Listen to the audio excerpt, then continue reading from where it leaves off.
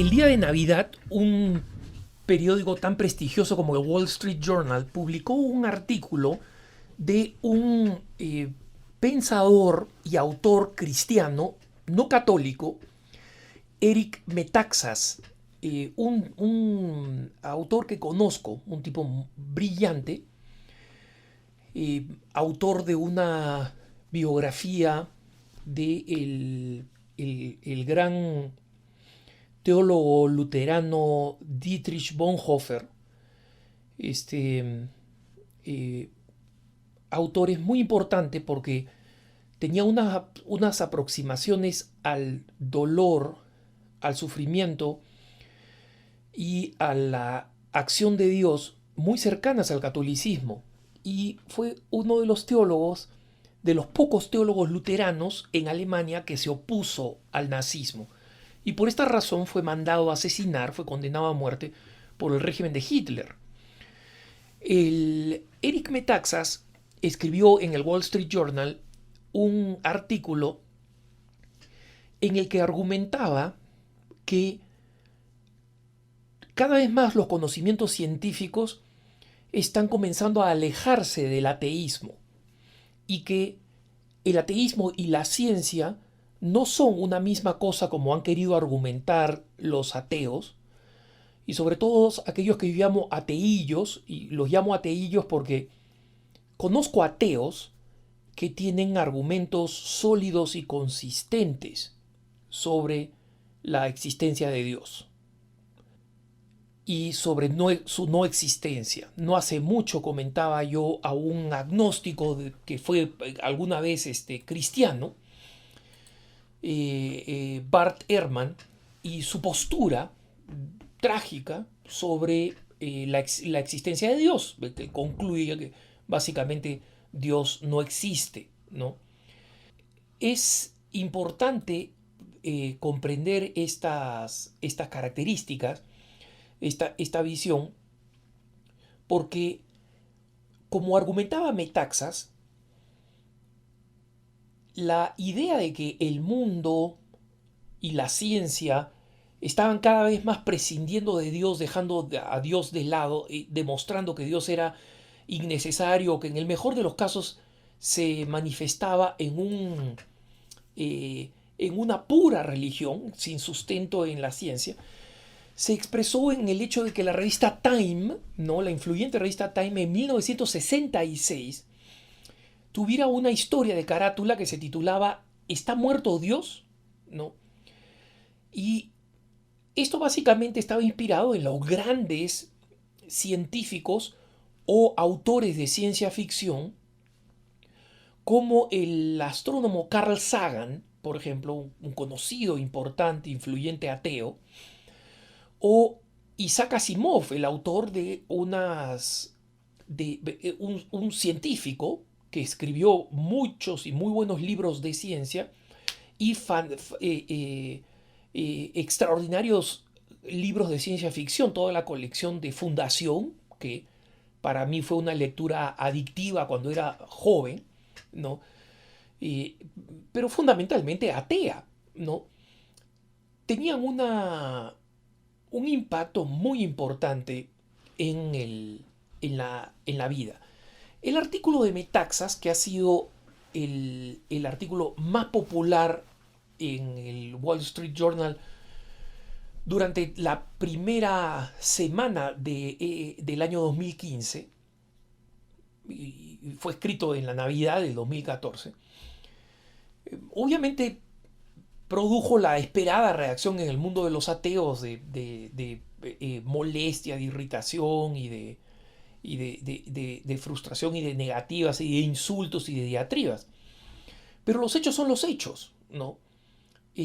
Metaxas señala de cómo toda esta onda creada por Carl Sagan ha ido cambiando. Carl Sagan decía que para que se produjera un mundo como el nuestro, ¿no? Con vida inteligente,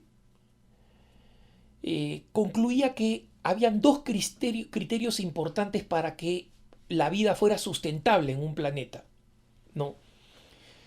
Y estos criterios eran que eh, el, por un lado se tuviera la misma, una cercanía adecuada a una estrella, ¿no? Eh, y por otro lado, la correcta forma de estrella, ¿no? Una estrella que fuera la forma, digamos, entre comillas, adecuada, ideal, ¿no? Que produjera determinada temperatura, determinada luz. Sin embargo, Carl Sagan, que ha sido pues idolatrado por los ateos, porque él mismo era ateo y hacía claramente, digamos, el caso a favor del ateísmo, ¿no?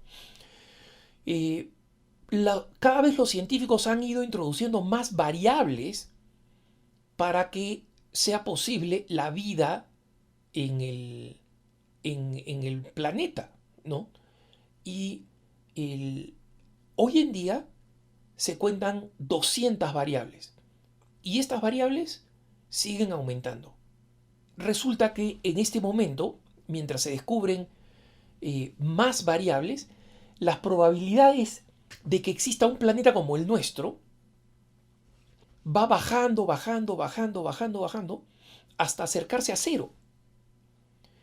En otras palabras, las estadísticas se han convertido, están en contra de las probabilidades de que exista vida inteligente, haciendo que desde el punto de vista científico, hoy en día sea en nuestro planeta Tierra una absoluta rareza. Hoy en día ya son más de 200 los parámetros necesarios para que existan las características. 200 parámetros significa temperatura, determinados químicos, determinadas condiciones físicas, la existencia de un astro cercano como la Luna que tenga esas características y esa influencia de magnetismo sobre la Tierra. Es decir, cada vez más y más iniciativas más características se tengan que acumular para que sean posibles. Obviamente se ha descubierto, por ejemplo, que en la Tierra no solamente están estos factores de estar suficientemente cerca, se ha descubierto, por ejemplo, que si no existiera Júpiter, ¿no?, cerca de nosotros, y que por ser tan grande atrae casi la totalidad de los asteroides, sin Júpiter, por algún motivo nosotros sacáramos Júpiter del escenario, el número de asteroides que entran a la Tierra y que chocan con la Tierra se incrementaría 1000 veces. Y obviamente las probabilidades de que exista la vida en esas condiciones sería prácticamente imposible, ¿no? Prácticamente imposible. ¿Por qué? Porque como ustedes saben, si un asteroide muy grande golpea la Tierra, esa colisión podría sacar a la Tierra de su eje y crear una nube de polvo tal que cubra toda la Tierra, porque la atmósfera la haría circular internamente, y cree una etapa de glaciación con la que se acabaría la vida en la Tierra. Entonces, esto es solamente para poner un ejemplo de lo complicado que es que la Tierra pueda ser reproducida en algún otro lugar por el número de variables, al punto que hoy en día científicamente se tiende a pensar que es casi imposible llegar a replicar estas situaciones. Tanto así que, aunque muchas personas creen que va a ser más posible, gracias a la tecnología, descubrir posibles formas de vida extrañas en el universo, la verdad es que la buena parte de los científicos o de los astrónomos pierden las esperanzas de que esto sea así. Por ejemplo, el, eh, en, en 1966 comenzó un proyecto en Estados Unidos conocido como Search for Extraterrestrial Intelligence, SETI por sus siglas, es decir, la búsqueda de inteligencia extraterrestre, ¿no? Hay una famosa película que trata sobre este tema de sondas de sonido que son enviadas al mundo exterior buscando una reacción. Este proyecto fue financiado por el gobierno norteamericano. En 1993, el gobierno norteamericano decidió que ya no valía la pena seguir financiando. El proyecto sigue adelante, ¿no? Pero ya no es financiado con fondos privados. Bill Gates, por ejemplo, es uno de los que lo financia, ¿no? Y justamente algunos de los científicos que han estado involucrados en la teoría del inicio del universo, como la teoría del Big Bang, como saben ustedes, la teoría del Big Bang, o sea, del gran bang o de la gran explosión, ¿no? Es una teoría que fue desarrollada por un sacerdote belga que terminó siendo, en la década de los 50 y de los 60, muy amigo de Einstein. Es más, en un par de ocasiones, Einstein pidió que este sacerdote lo reemplazara en el dictado de algunas conferencias. Es probablemente un dato que pocos conozcan, ¿no? Pero el que acuñó el término Big Bang, no fue este sacerdote, fue un astrónomo muy famoso ateo, Fred Hoyle, ¿no?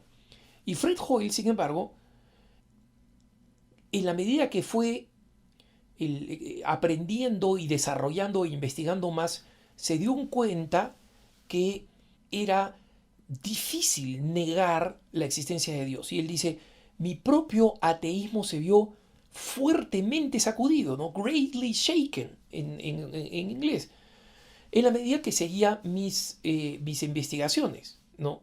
Y Hoyle escribió lo siguiente, ¿no? Una interpretación de sentido común de los hechos sugiere que un superintelecto ha hecho travesura con la física, así como la química y la biología.